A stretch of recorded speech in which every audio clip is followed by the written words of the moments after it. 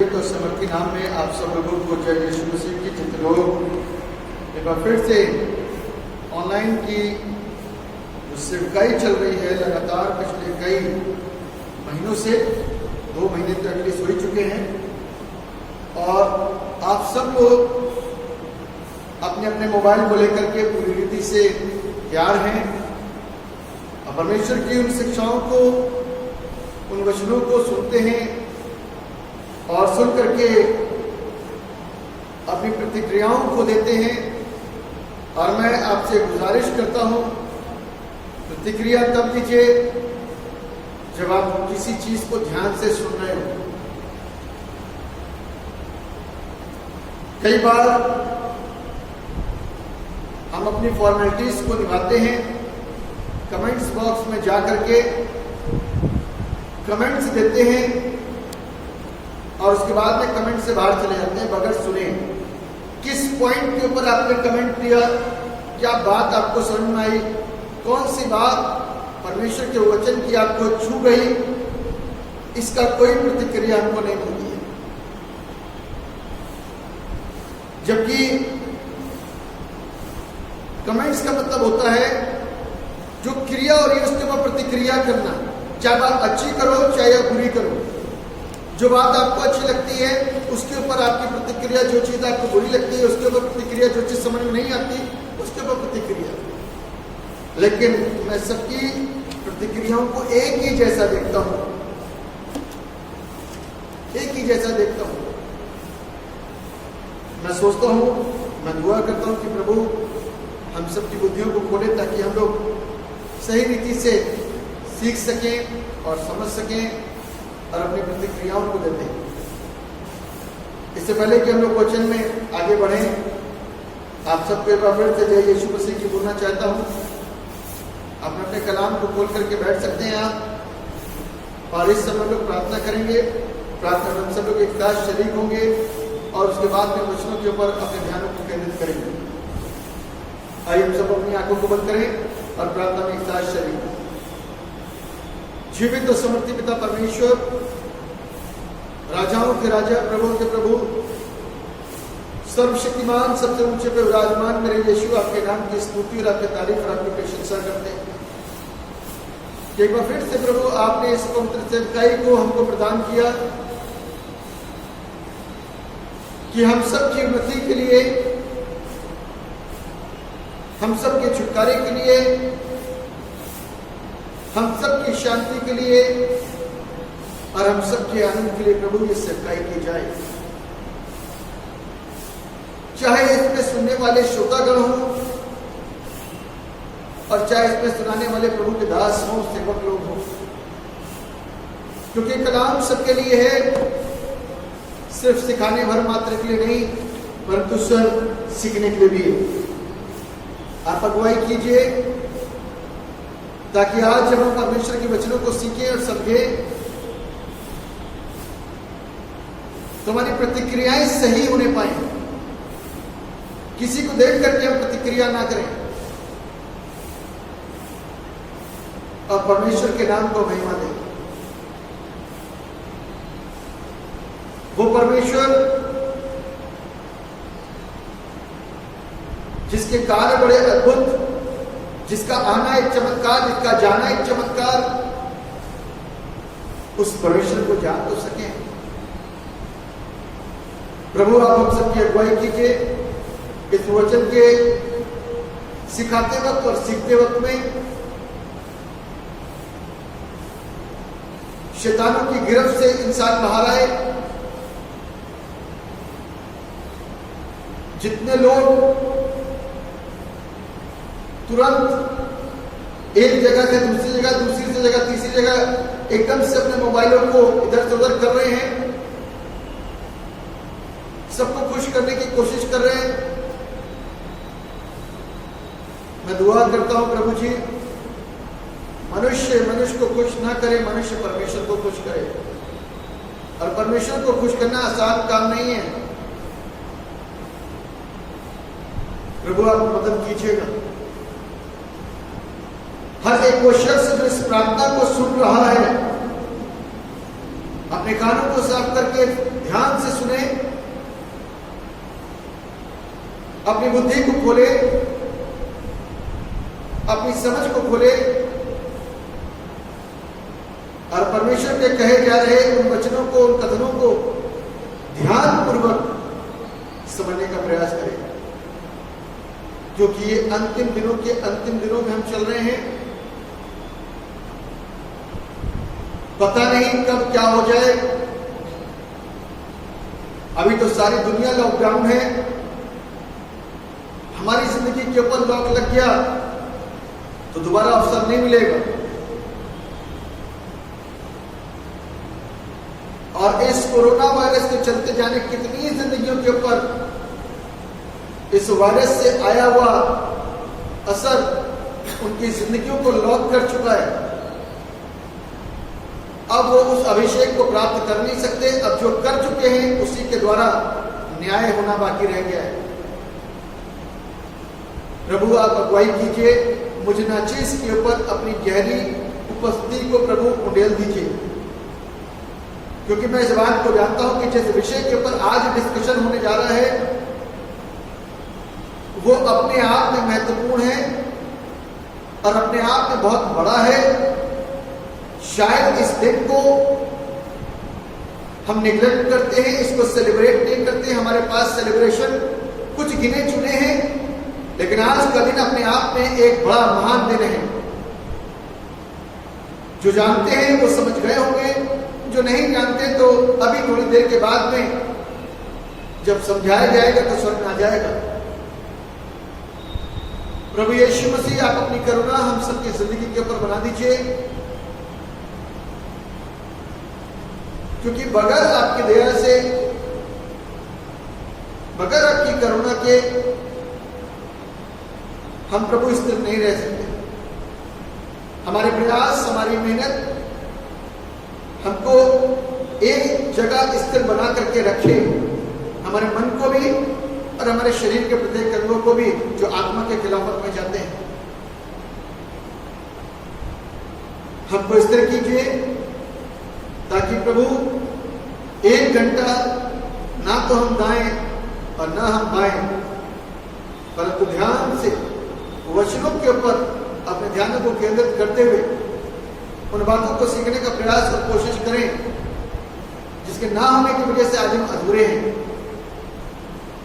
जिसकी अज्ञानता की वजह से आज हम ज्ञानी नहीं बन पाए और वो कर जाते हैं जिस प्रतिक्रिया को कभी भी परमेश्वर हमसे अपेक्षा नहीं करता, न चाहता है। आप दया करिए, हम सबको शिक्षित करिए, हम सबको संभालिए, ताकि मेरे पिता परमेश्वर हम वो करें जो आपको भाता है, वो ना करें जो आपको नहीं भाता। अपनी दया हम सबके बनाइए, हम सबको आशीष दीजिए। यीशु मसीह नासरी के नाम में दुआ को मांग लेते, जैसे सुनिए और कबूल कीजिए। आमीन। Thank you Jesus. सबको जय यीशु मसीह के। जो और इस समय ऑनलाइन जुड़ रहे हैं, प्रभु यीशु मसीह आप सबको बहुत आशीष दे। मैं कुछ दिनों से नोटिस कर रहा था और लोगों को मैंने बताया भी, बहुत सारे ऑनलाइन प्रीचर आ रहे हैं, प्रभु के दास लोग आ रहे हैं और वो सुन रहे हैं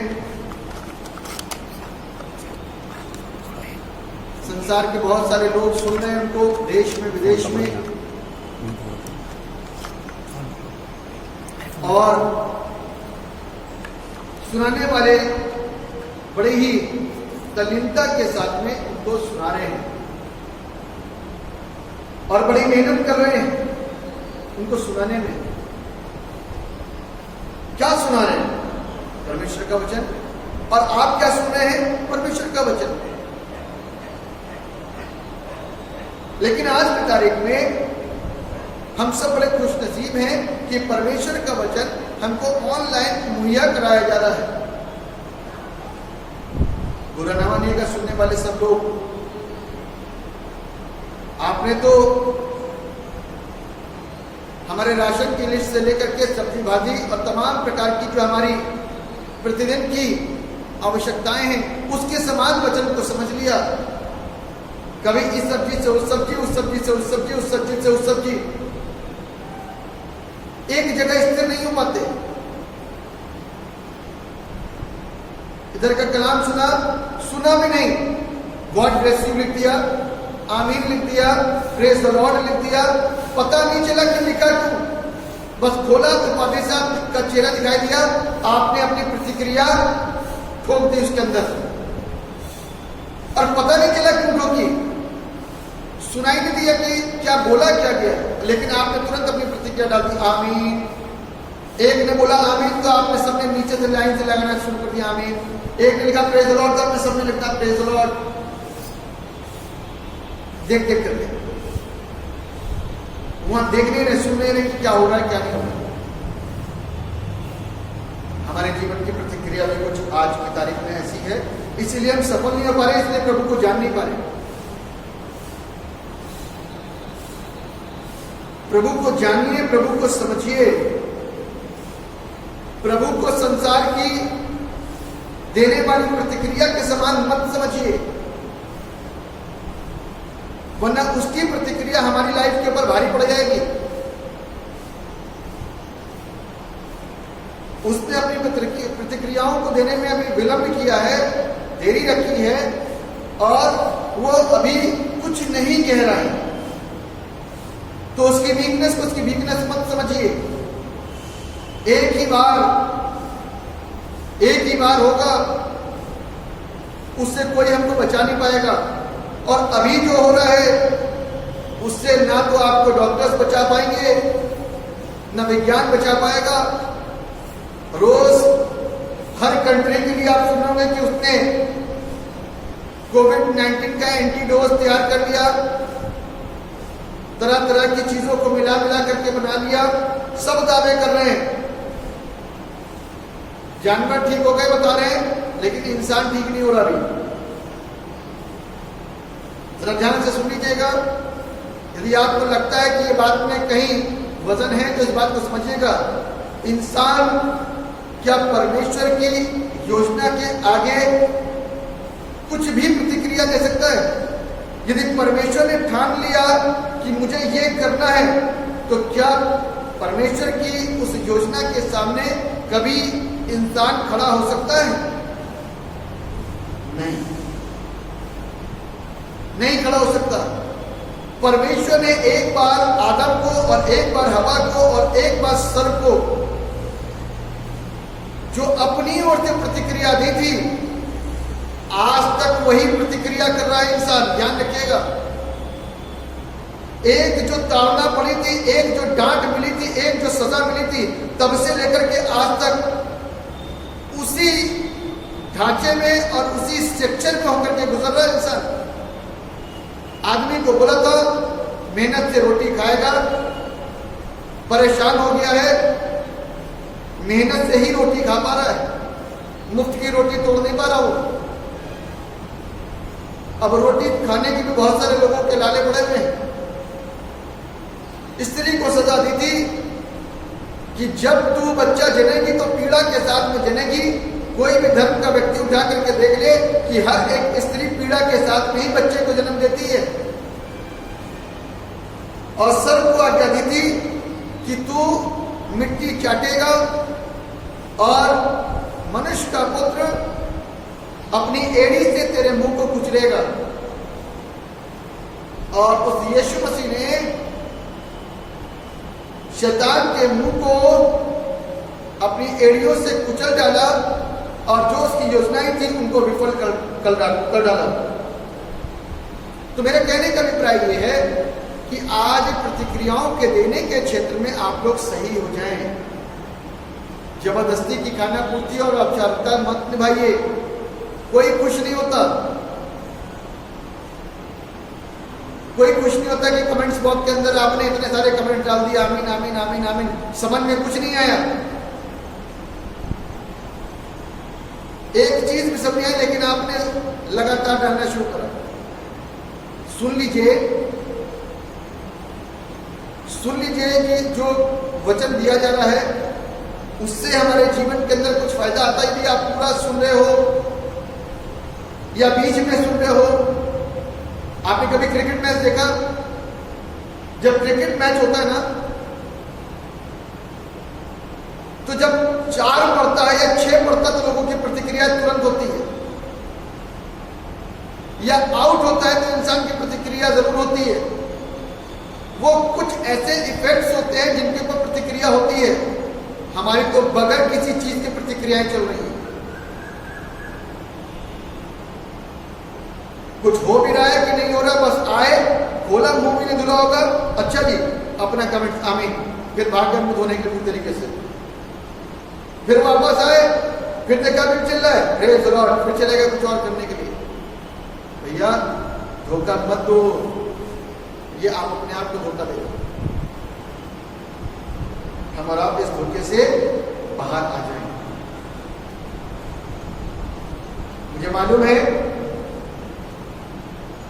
बहुतों को बुरा लगता है, लेकिन इससे आपका कोई फायदा नहीं होगा। आपने प्रेज़ द लॉर्ड लिख दिया, उससे कोई लाभ नहीं हो रहा। परमेश्वर के नाम को महिमा मिले, फायदा तब हो रहा जब आप ध्यान से सुनो। सुन तो रहे नहीं, कहीं बैठे में फटाफट टाइप करा, बस। आपके चर्च के पादरी साहब होंगे तो आप ज्यादा कुछ सोच रहे हो, पादरी साहब ये समझेंगे कि आप देख रहे हो, पूरा सरमन सुन रहे हो, भाई साहब खुश हो जाएंगे, बच्चे इतनी जल्दी उठ करके सरमन सुन रहे हैं। लेकिन हकीकत तो ये नहीं ना, हकीकत तो कुछ और है।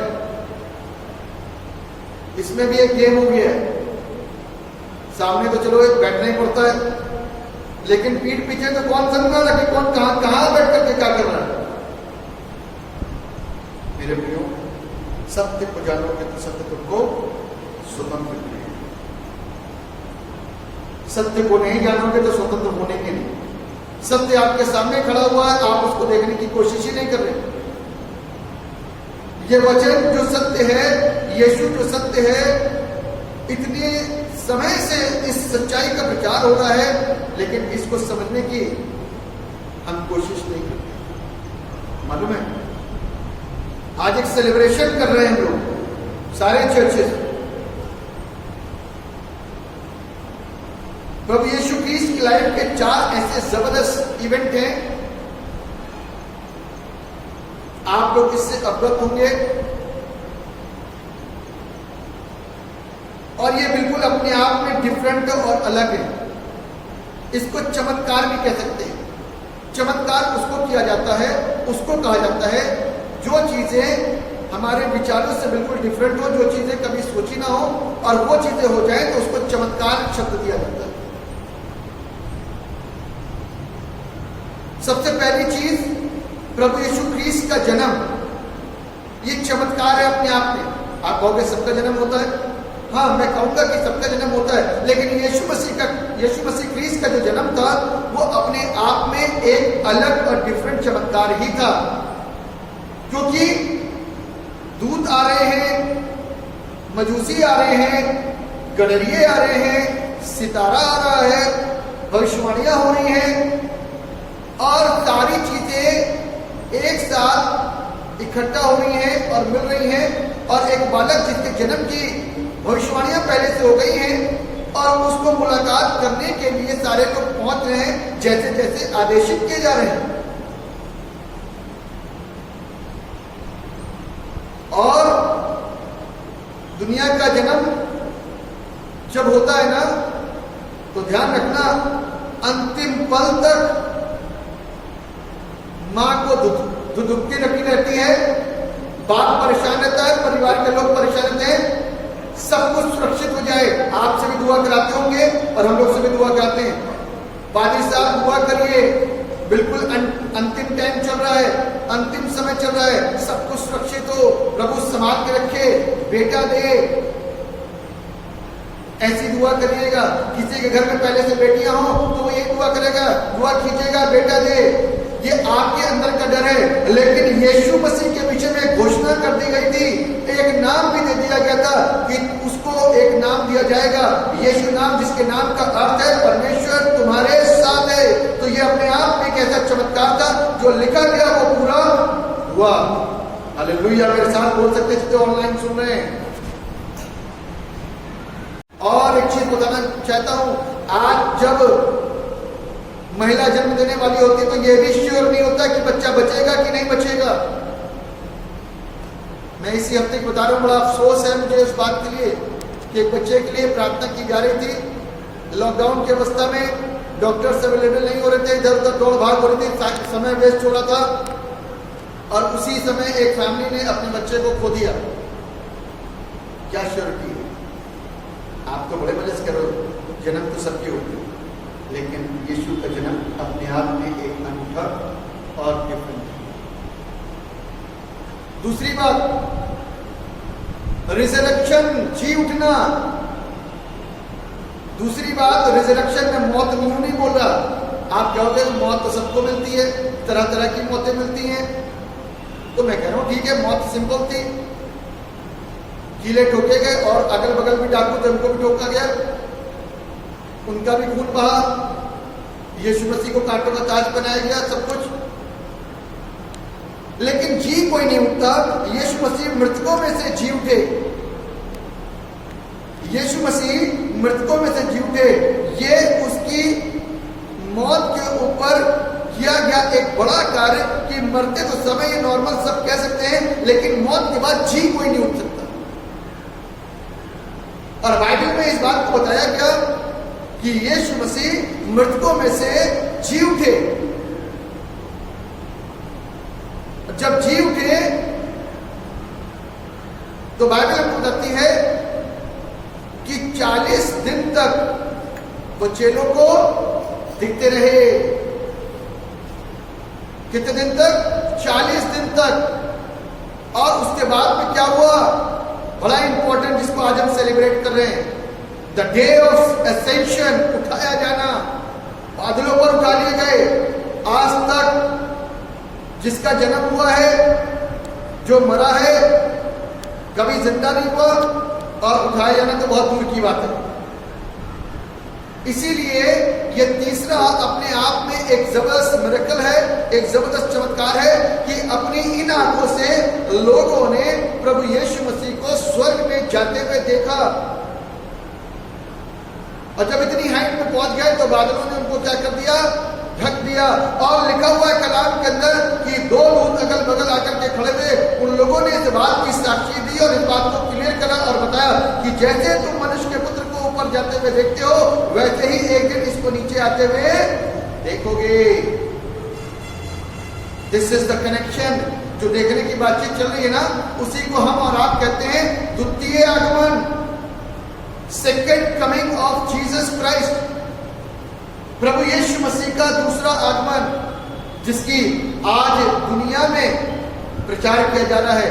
यीशु आने वाला है, यीशु आने वाला है, सब जाग जाओ, ऐसे होने वाले जाग जाओ, मुर्दों में से जाग जाओ, यीशु आने वाला है।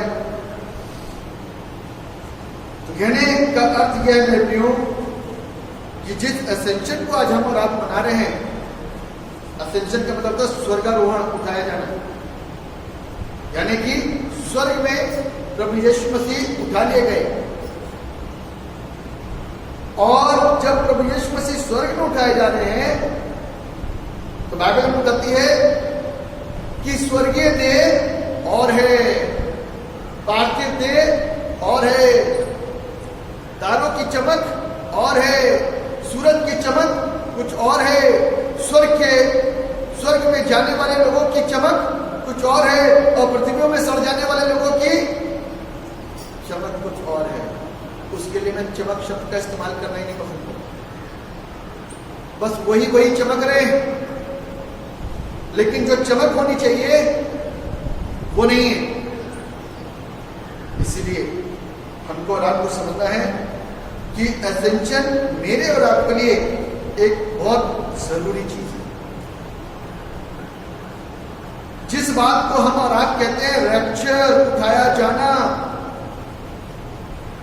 जैसा यीशु के साथ में हुआ वैसा ही मेरे साथ में भी होगा और आपके साथ में भी होगा। जितने लोग सुन रहे हैं ऑनलाइन, यदि आपका विश्वास है कि यीशु मसीह के समान और मानंद हम और आप भी उठाए जाएंगे, ऐसा कलाम में लिखा हुआ है, तो इसके लिए हमको और आपको अपने जीवन के द्वारा देने वाली प्रत्येक प्रतिक्रिया के ऊपर ध्यान रखना पड़ेगा और अपने आप को अंकुश लगाना पड़ेगा तमाम उन बातों के ऊपर, तमाम उन चीजों के ऊपर, तमाम उस प्रतिदिन के हर एक कामों के ऊपर जिसके होने की वजह से हो सकता है कि मैं और आपका स्वर्गारोहण ना हो सके। यदि हम इन सारी चीजों को सीखेंगे नहीं, यदि इन सारी बातों को समझेंगे नहीं, तो ये मेरे और आपके लिए मुसीबत हो जाएगी।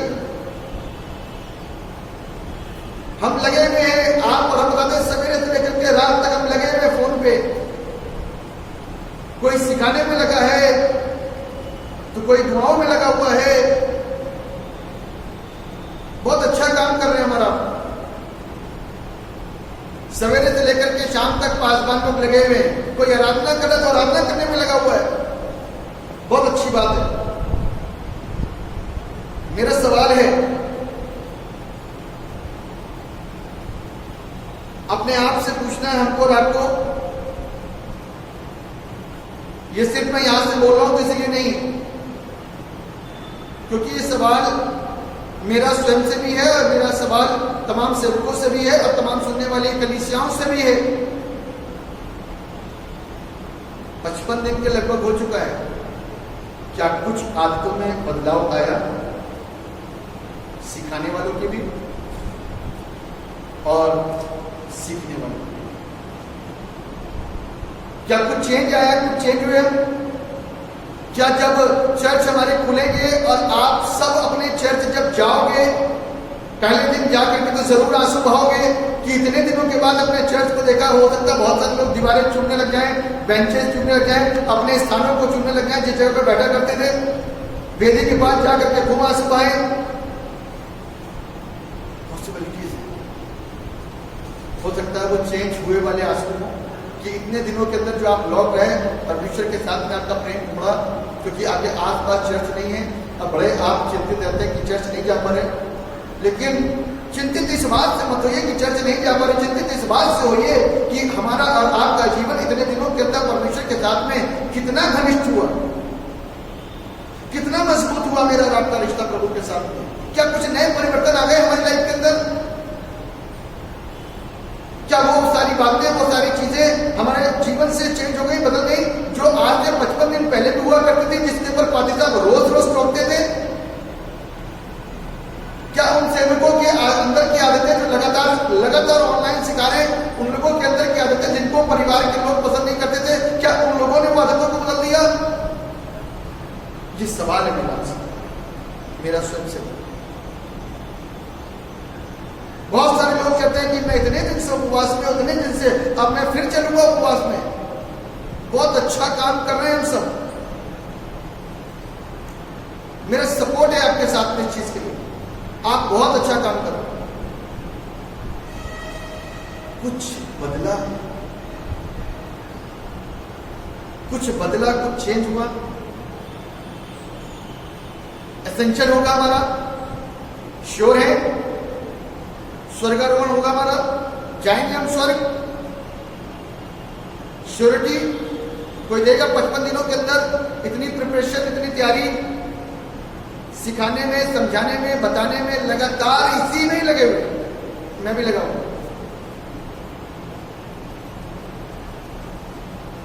कुछ चेंज होगा, कुछ बदलोगे लोगों को, कुछ लोग आपके द्वारा बदले, कुछ लोग आपके द्वारा प्रभु में आए। यदि है ऐसा तो प्रभु आपको बहुत आशीष दे, और यदि नहीं ऐसा है तो अब उस सारी बातों से बाहर आकर के सही तरीके से अपनी क्रिया और प्रतिक्रिया को बनाइए, तब जाकर के परमेश्वर की आशीष हमको प्राप्त होगी और हम वो करेंगे जो प्रभु को भाता है। हम वो नहीं करेंगे जो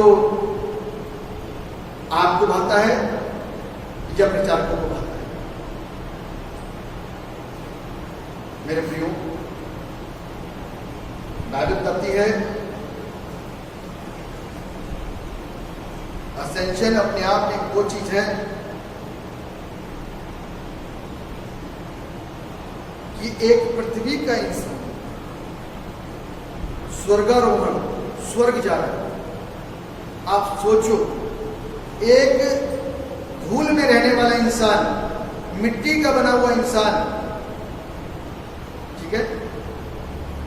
ये इंसान ये स्वर्ग जा रहा है, जा कहां है ये तो सुन लो, स्वर्ग, पाक जगह, पवित्र जगह। और क्या क्या बोलूं उसकी शान में, जितने शब्द बोलूंगा छोटे होंगे, वहां से अच्छे शब्द आएंगे। लेकिन स्वर्ग सब जानते हैं, एक धरती का इंसान स्वर्ग जा रहा है, यानी कि ये धरती का इंसान सबसे बड़ा पापी और स्वर्ग में रहने वाला खुदा सबसे बड़ा धर्मी और पाक और पवित्र बेऐब। हमारा मिलन उससे होने वाला है, हम उसके घर में जाने वाले हैं। सोचो जरा, राजाओं के राजा, प्रभुओं के प्रभु, ईश्वरों का ईश्वर, महायाजक, सर्वसिद्ध, सर्वज्ञानी, सर्वश्रेष्ठ, सर्वोच्च परमेश्वर के पास में आप जाने की कोशिश कर रहे हो। छोटा सा एक उदाहरण, मैं भी एक प्रभु का दास हूं। यदि मेरे को प्रचार करने के लिए कोई दूसरे और बड़े शहर के अंदर बुलाया जाए, तो आप सोचो कि मैं कैसी तैयारी के साथ में जाऊंगा, कैसी तैयारी के साथ में जाऊंगा। सोचिए जरा, 4-5 दिन का आपका वहां का टूर हो तो क्या क्या लेके जाओगे? पुरानी चीजें नहीं लेकर के जाओगे जो घर में पहनते हो। अंदर जो सैंडो पहनते हैं ना, ध्यान रखना, बहुतों की फटी होती है लेकिन बाहर से शायद अच्छी होती, तो अंदर का मसला जो होता है ना समझ में नहीं आता है।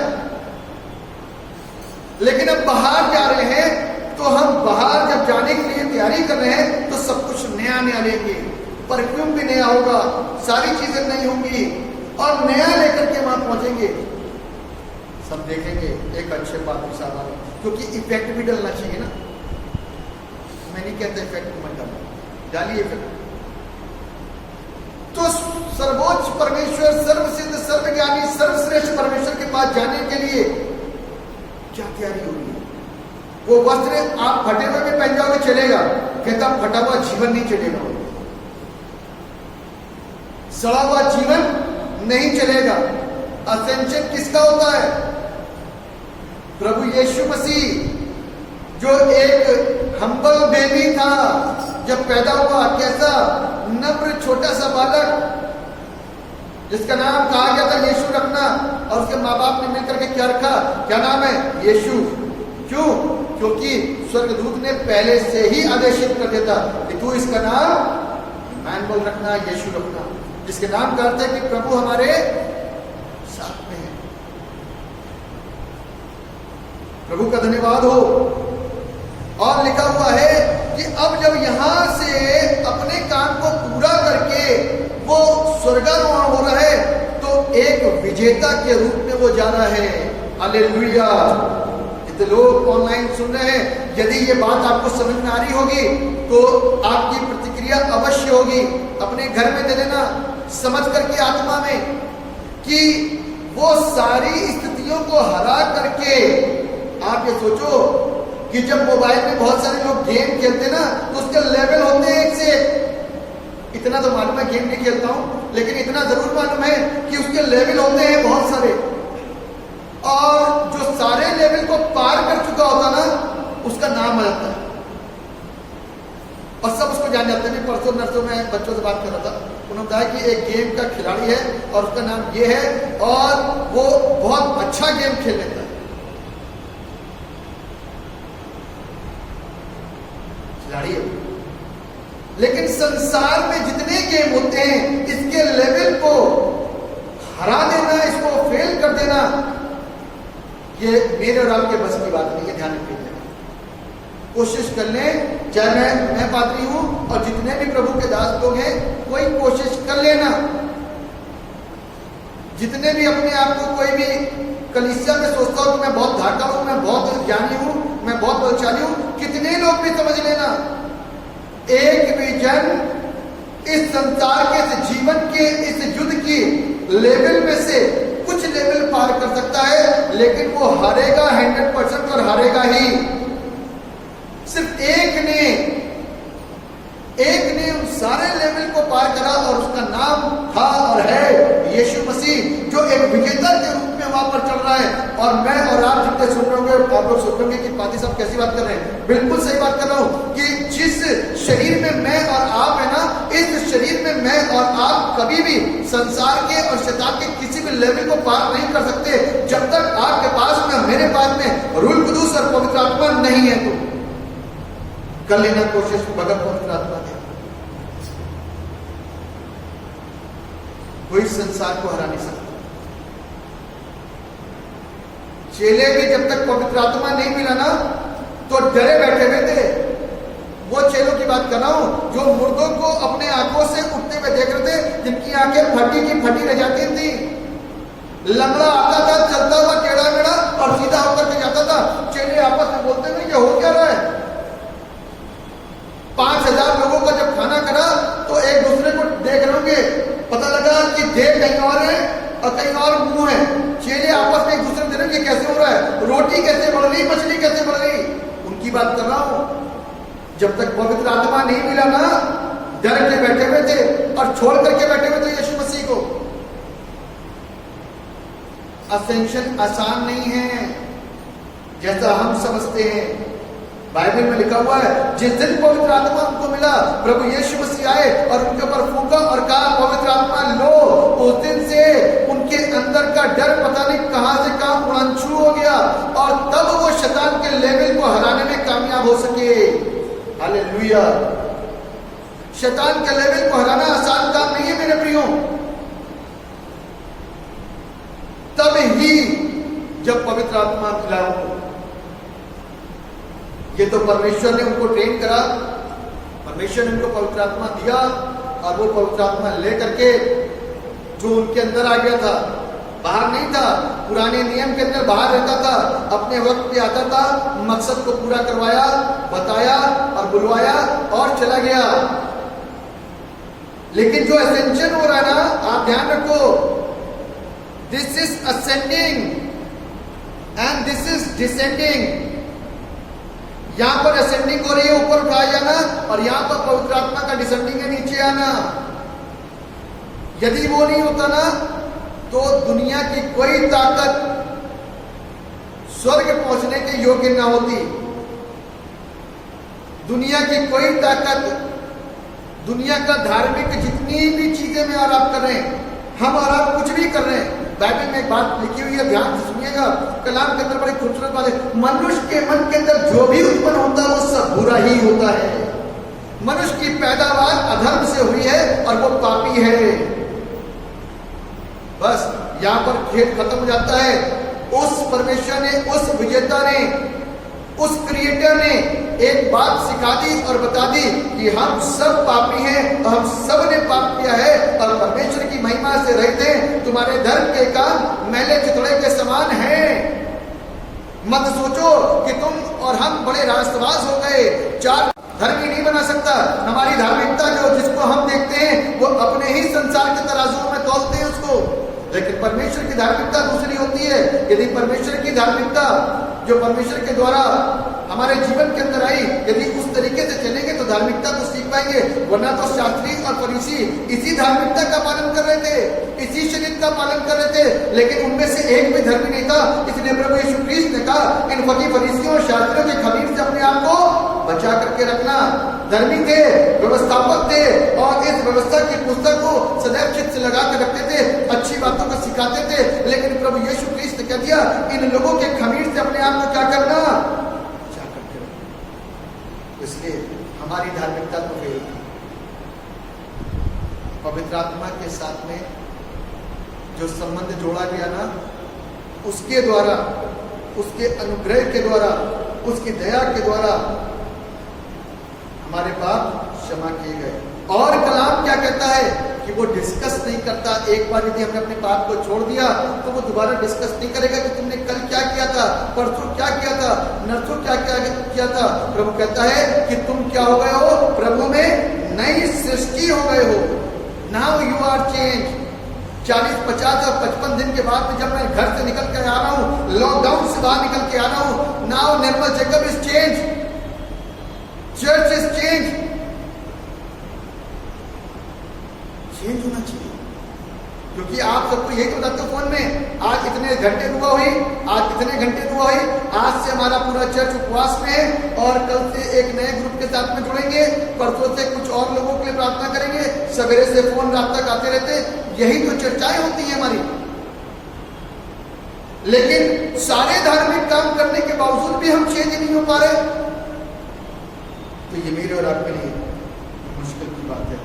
मत वो गाने गाइए जिस गाने को प्रभु कभी पसंद नहीं करते। जब एक नया इंसान अपनी धार्मिकता को प्रकट करता है और एक पुराना इंसान जब उसकी धार्मिकता देखता है तो मुस्कुराता है, क्या करता है? मुस्कुराता है। एक नया है, नया बंदा है, ज्यादा बोल रहा है। हम पुराने हो चुके हैं, लेकिन वो सबसे पुराना है। आप उसके ऊपर हंस रहे हो, वो हमारे ऊपर हंस रहे हो। आप उसको लज्जित करने की कोशिश करोगे, उसको गिराने की कोशिश करोगे, या अपना बड़प्पन जाहिर करके उसको सिखाने की कोशिश करोगे। समझ नहीं आएगा तो उसको छोड़ दोगे। लेकिन वो हमको हमेशा सिखाता है, हमको हमेशा समझाता है और हम पर अनुग्रह करता है और हमारे उस लेवल को भूल जाता है और हमारे सामने छोटा और दिन बन करके नए सिरे से सिखाना शुरू करता है और वही बदल होता है। इसलिए मेरे प्रिय, आज मेरे और आपके लिए जो सेलिब्रेशन है बड़ा इंपॉर्टेंट है, जो कई बार बहुत जगहों पे इग्नोर किया जाता है। क्योंकि जब पूछा था ना क्रिश्चियंस के फेस्टिवल कौन कौन से हैं, तो मैं और आप क्या बताते हैं? Christmas, Good Friday, Easter, Ascension तो 90% क्रिश्चियन लेता ही नहीं है नाम, पता नहीं है। स्वर्ग जाने की तैयारी कर रहे हैं हम और आप। यदि पता है तो कभी ध्यान नहीं दिया कि ये भी एक पार्ट है सेलिब्रेशन का, ठीक है ना? आज से इसको सेलिब्रेट करो, आज से उस परमेश्वर को जानो कि वो उठाया गया तो हम उठाए जाएंगे, यदि वो ना उठाया जाता तो हम भी ना उठाए जाते। इसलिए हमको और आपको इन सारी चीजों को सीखने की जरूरत और आवश्यकता है। बाइबल में लिखा हुआ है, यूहन्ना रचित सुसमाचार उसके 17वें अध्याय के अंदर लिखा है, अपने चेलों के लिए उसने जो प्रार्थना करी, इसको बड़ा एक खूबसूरत सा शब्द बोला गया है, महायाजकीय प्रार्थना पिता से चेलों के लिए, the high priestly prayer of Jesus Christ to God to his disciple.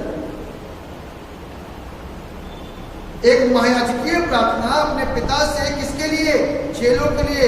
हे पिता, ऐ बाप, जहां हम रहें वहां वे रहें। जैसे मैं उठाया गया वैसे वे भी उठाए गए। कौन? जो हमारी बातों को मानते हैं, जो इनको ध्यान से सुनते हैं, जो इसका पालन करते हैं, जो इसको सही अनुवाद के साथ में सीखते हैं, जो इसके ऊपर टाइम देते हैं, वो उनकी बात कर रहा हूं।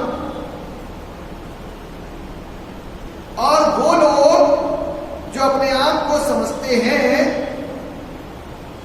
कि हम अच्छे तैयारी में हैं, तो ध्यान रखिएगा, तैयारी कितनी क्यों ना हो, अंत में रिजल्ट आता है। जब रिजल्ट की बात आती है ना,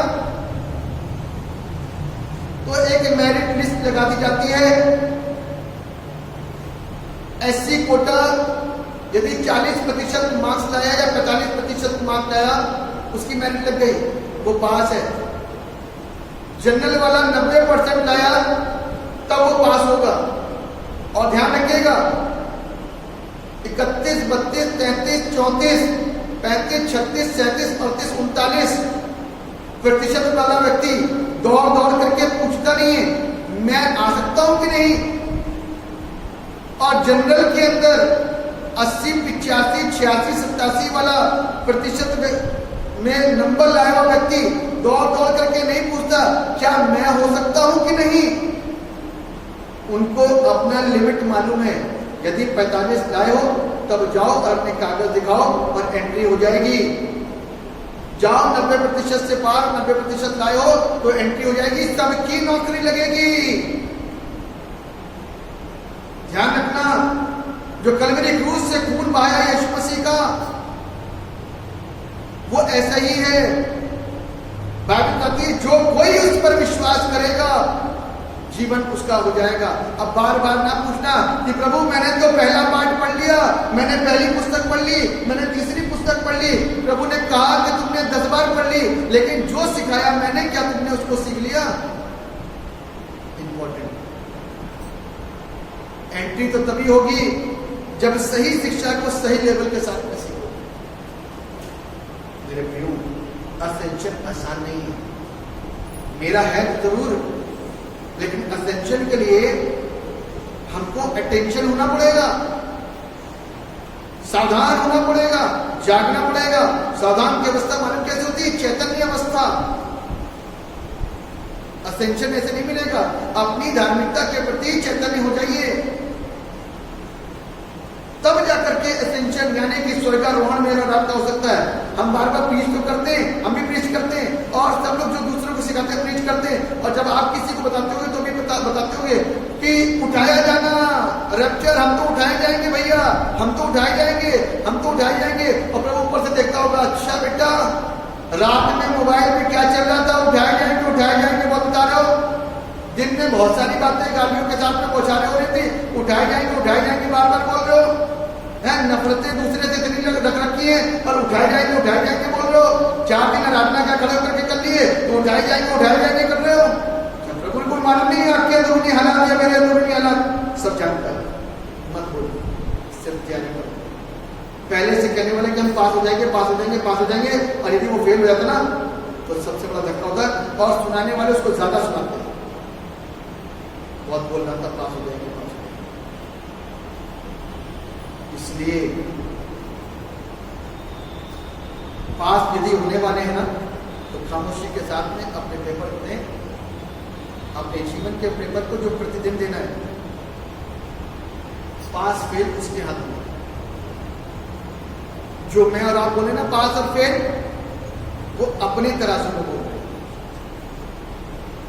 अपनी दृष्टि के अनुसार हमने जो धार्मिकता का एक स्ट्रक्चर बना रखा है, मेंटेन कर रखा ना, उसके आधार पर हम बता रहे हैं कि हम स्वर्ग जाएंगे। प्रभु को पूछो ना कौन सी बात पसंद नहीं आ रही है। प्रभु तो सिर्फ एक बात कहता है कि तुझ में एक बात की घटी है, और वो तो ये सोच के आता कि मुझ में कोई घटी नहीं है। प्रभु मुझसे यदि सवाल करेंगे तो बाइबल के सवाल करेंगे, उसमें मैं मास्टर हूं, बचपन से सीखता हुआ चला रहा हूं। तो प्रभु ने कुछ नैतिक बातें कर ली,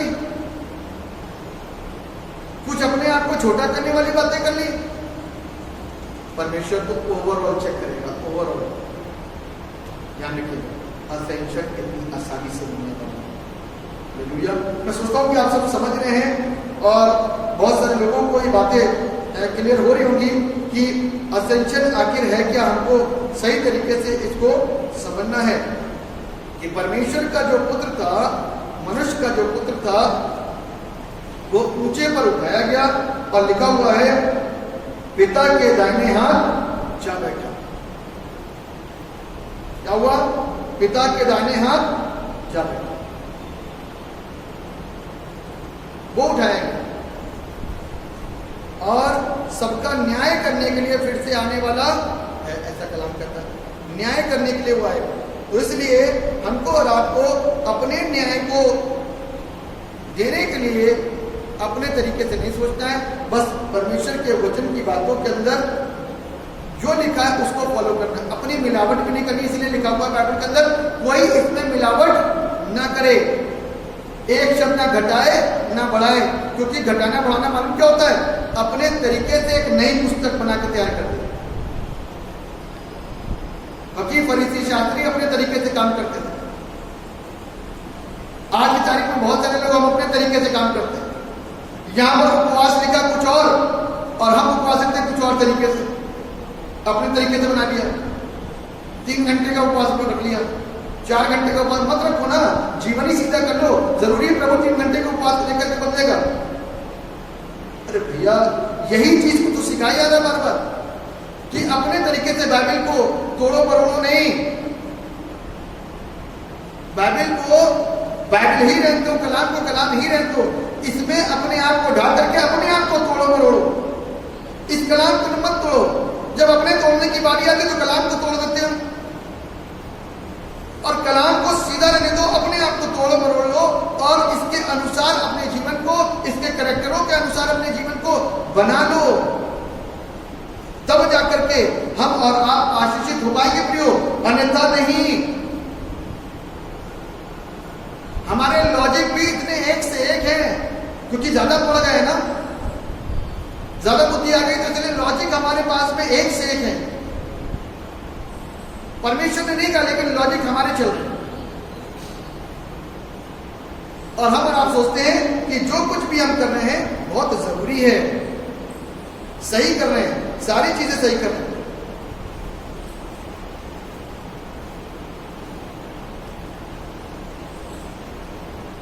असेंशन जरूरी क्यों था? कोई इसका जवाब दे सकता है?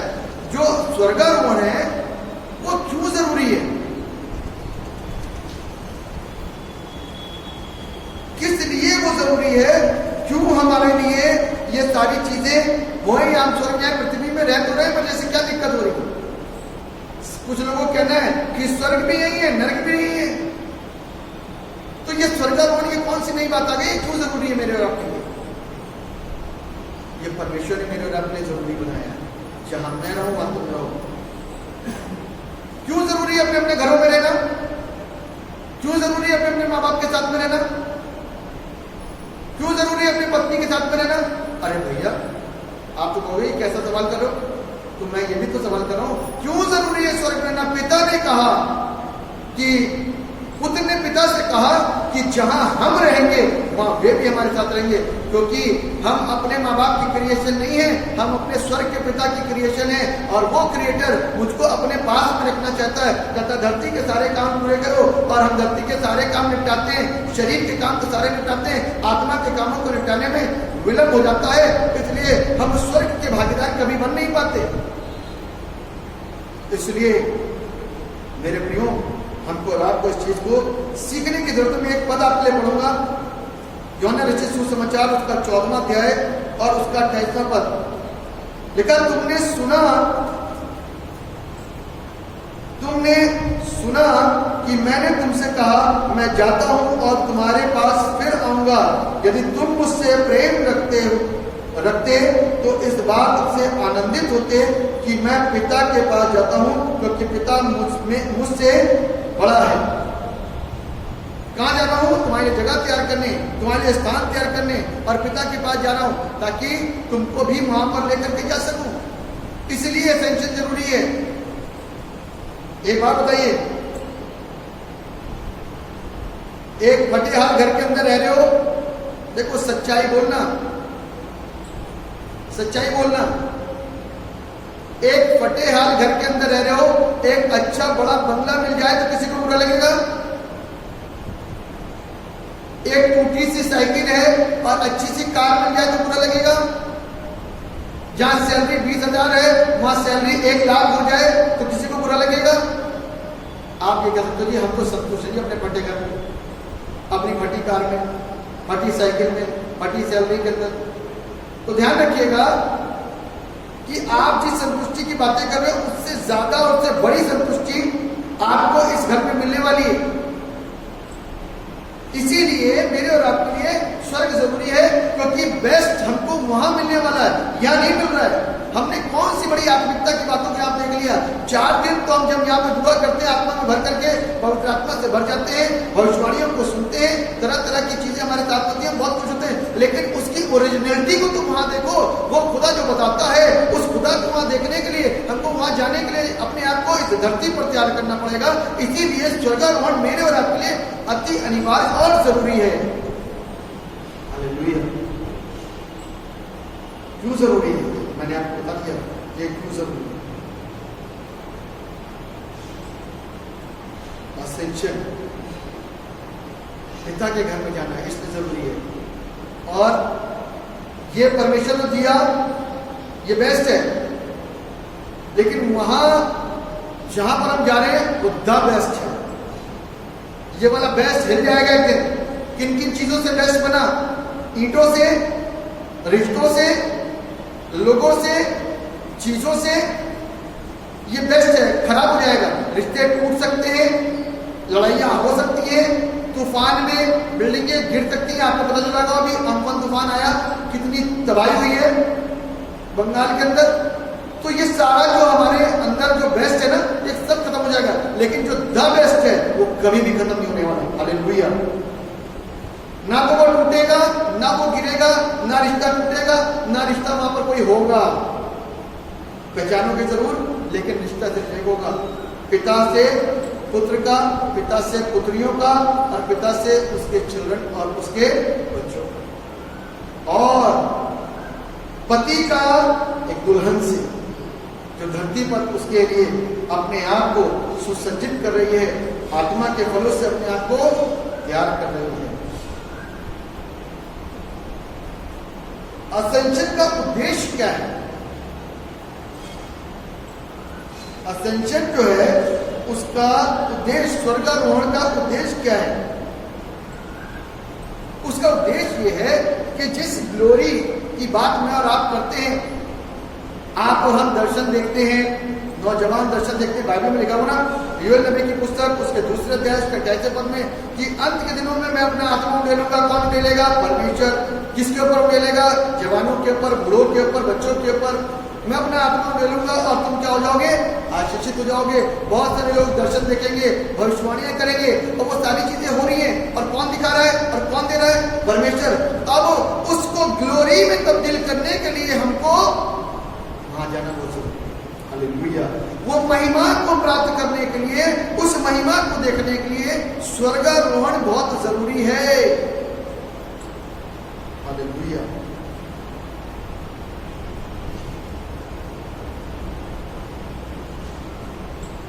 मैं और आप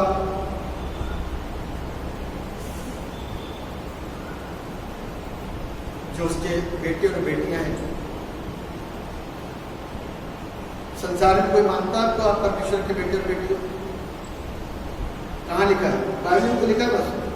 संसार में तो यही माना जाता है कि हम अपने पापा के बेटे हैं, अपनी माँ के बेटे हैं, अपने माँ के बेटी हैं, अपने पिता की बेटी हैं, यही तो जाना जाता है। मुझको और आपको अपना बेटा और बेटी करके बताता है, लेकिन धरती के लोग उसको नहीं जान पाते। लेकिन वो महिमा जो है ना, वो वहीं तो मिलेगी। अब आप सुनो, आप पास हो गए, ठीक है ना, आपने ट्रेनिंग करी, आप पास हो गए, बहुत अच्छे नंबरों से पास हुए, बहुत शानदार, मजा आ गया। मुझे याद अच्छी तरीके से जब मैं इलाहाबाद बैरक सेमिनरी के अंदर पास हुआ, तो पास होना अच्छी बात थी, लेकिन जिस समय हम लोगों को डिग्री दी जा रही थी, उस समय जो महिमा मिल रही थी वो बड़ी थी।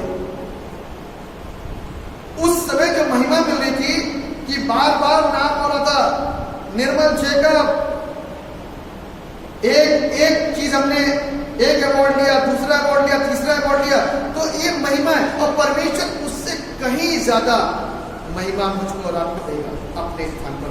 इसलिए असेंशन बहुत जरूरी है मेरे प्रियो। इस लेवल पर जाकर के सोचना पड़ेगा हमको और आपको, और परमेश्वर की उन सारी बातों को एक बात दिखाऊंगा, क्योंकि इसके अंदर है असेंशन का परिणाम, यानी कि रिजल्ट ऑफ असेंशन। इफिसियों की पत्री निकाल लीजिए, जो लोग ऑनलाइन मुझको देख रहे हैं। इफिसियों की पत्री उसका 4वां अध्याय और उसका 8वां पद मैं आपके सामने पढ़ूंगा। इफिसियों और उसका 4वां अध्याय और उसका 8वां पद। क्या लिखा हुआ है यहाँ पे? यहाँ पे लिखा हुआ है, इसमें वो कहता है, वो ऊंचे पर चढ़ा और बंदियों को बांध ले गया और मनुष्यों को दान दिए। उसके चढ़ने से और क्या पाया जाता है? केवल यह कि वो पृथ्वी की निचली जगहों में उतरा भी था, और जो उतर गया यह वही है जो सारे आकाश से ऊपर चढ़ भी गया कि सब कुछ परिपूर्ण करे।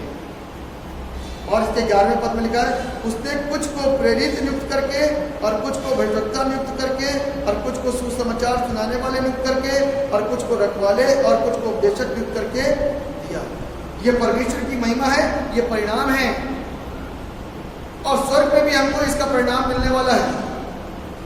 इसके असर को मैं और आप स्वर्ग में भी प्राप्त करेंगे। ऐसा एक पद और निकाल लीजिए, यूहन्ना रचित सुसमाचार उसका 16वां अध्याय और उसका 7वां पद। यूहन्ना रचित सुसमाचार उसका 16वां अध्याय उसका 7वां पद लिखा हुआ है, तो अभी मैं तुमसे सच कहता हूं कि मेरा जाना तुम्हारे लिए अच्छा है, क्योंकि यदि मैं न जाऊं तो वो सहायक तुम्हारे पास न आएगा, परंतु यदि मैं जाऊंगा तो उसे तुम्हारे पास भेजूंगा। ये परिणाम है। प्रभु यीशु मसीह जब ऊपर उठाए गए तो परिणाम क्या हुआ, उत्तर क्या हुआ, रिजल्ट क्या हुआ कि पवित्र आत्मा हमारे लिए धरती पर आ गया। पवित्र आत्मा कहाँ गया, धरती पर आ गया। तो हमको और आपको प्रभु यीशु मसीह के जाने के बाद में पवित्र आत्मा मिला, ये रिजल्ट है। और पवित्र आत्मा आज मुझको और आपको क्या कर रहा है, संभाल रहा है। पवित्र आत्मा मुझको और आपको क्या कर रहा है, संभाल रहा है। वो मुझको और आपको गाइड कर रहा है, और मैं और आप आज उसके अनुसार अपने जीवन को क्या कर रहे हैं, जी रहे हैं। मेरे प्रियो, असेंशन का मतलब यही है कि परमेश्वर अपने एक अर्थ के पृथ्वी के मकसद को पूरा करने के लिए आए और पूरा करा और वापस अपने घर जाए, है ना, अपने घर। ये है पर्पस ऑफ असेंशन। पर्पस क्या था, काम पूरा करना, और उसने काम पूरा करा और फिर पिता के पास पहुंच गए। आज हम और आप भी धरती पर रह करके बहुत सारे काम कर रहे हैं, और काम करके कहाँ जाना है हमको, पिता के पास पहुंचना, ठीक है ना। भटकना नहीं है, तो उधर मरना नहीं है, सोना है, ठीक है ना। क्रिश्चियंस के अंदर इस बात को बोला जाता है कि जो प्रभु में है वो कभी मरता नहीं, वो सो जाता है। हमको मरना नहीं, हमको सोना है। तो जो सोएगा वही जागेगा। अभी एक दिन एक बेटी दर्शन देख रही थी, उसने बताया कि उसने देखा समुद्र के पास में एक बड़ा सा खुदा का बड़ा विराट रूप उसने देखा, और पूरे में फरिश्ते देखे। खुदा का पैर समुद्र के ऊपर नहीं था, समुद्र से ऊपर था, और फरिश्ते भी उनके पैर ऊपर ही थे।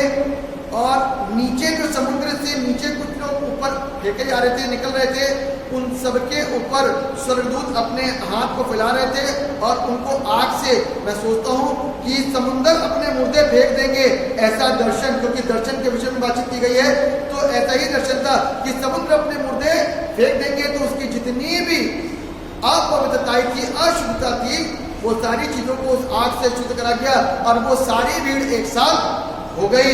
उसके बाद में उसने एक और दर्शन देखा कि धरती पर, वो तो समुद्र था, धरती पर लोगों को फेंक दिया गया, और उनके चेहरों के ऊपर मिट्टी लगी हुई है, और मिट्टी लगी हुई, सारे चेहरों के ऊपर मिट्टी लगी है, और ऊपर से फिर कुछ दूध सा आया, कुछ पवित्र चीज सी आई, जिसने उनके चेहरे को शुद्ध किया, साफ किया, और उसके बाद वो सारे उठ गए, और उठ करके क्रॉस बन गए, और क्रॉस बन करके ऊपर उठाए जा रहे हैं। तो जिस अनुवाद को मैंने प्राप्त किया, जिसको मैं क्लियर करके बताना चाहता हूँ, मेरी समझ से ये था कि जब धरती की कब्रें फटी और हमारे चेहरों के ऊपर मिट्टी होगी, और प्रभु यीशु मसीह ने उस अशुद्धता को अपने आग के द्वारा और उस पवित्र रक्त के द्वारा शुद्ध किया, धो करके साफ किया, और उसके बाद में उठाया, और क्रॉस का चिन्ह इस बात को दिखा रहा है कि ये वो लोग हैं जिन्होंने धरती पर रह करके क्रूस को उठा करके चलना ज्यादा बेहतर समझा, और वो आगे बढ़ते गए और बढ़ते गए और उठा लिए गए। This is Ascension, this is preparation, ये तैयारी है। मेरे प्रियो, असेंशन ज्यादा दूर नहीं रह गया, यानी कि प्रभु यीशु मसीह का आना और रैप्चर का होना और उठाया जाना ज्यादा दूर नहीं रह गया। इसको गैर कौम नहीं समझेगा, इसको अन्य विश्वास का इंसान नहीं समझेगा, इसको आप और हम समझ सकते हैं, क्योंकि कलाम में कुछ ऐसा ही लिखा है, इसको तुम जानते हो क्योंकि तुमने इसको देखा है। तो इसलिए मेरे प्रियो, आज हम अपने नासमझी में यदि रहेंगे तो ये मेरे और आपके लिए थोड़ा सा कठिन हो जाएगा, थोड़ा सा मुश्किल हो जाएगा। थोड़ा सा अपने ट्रैक को बदल दें और प्रतिक्रियाएं जो प्रतिदिन हो रही हैं उनको सही कर दें और क्रियाएं सही करना शुरू कर दें। तो मैं ऐसा सोचता हूं कि हमारे जीवन के अंदर बड़ी आशीष परमेश्वर की ओर से प्राप्त होगी। तो that's why essential is very necessary, very purpose. ये मेरे और आपको समझना है कि ये उद्देश्य के साथ में है और जरूरी है, क्योंकि इसका रिजल्ट हमारे लिए बेस्ट होता है।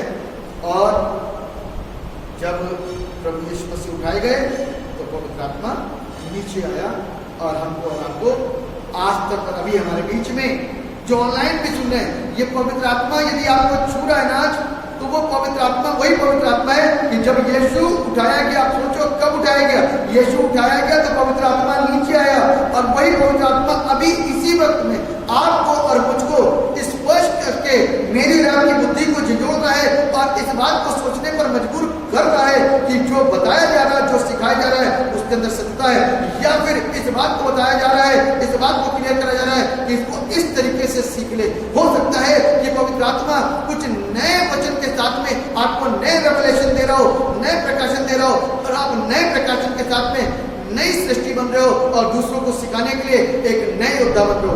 प्रभु आप सबकी सहायता करें और इन चीज में पवित्र आत्मा के बगैर मेरी और आपकी कोई मदद नहीं कर सकता।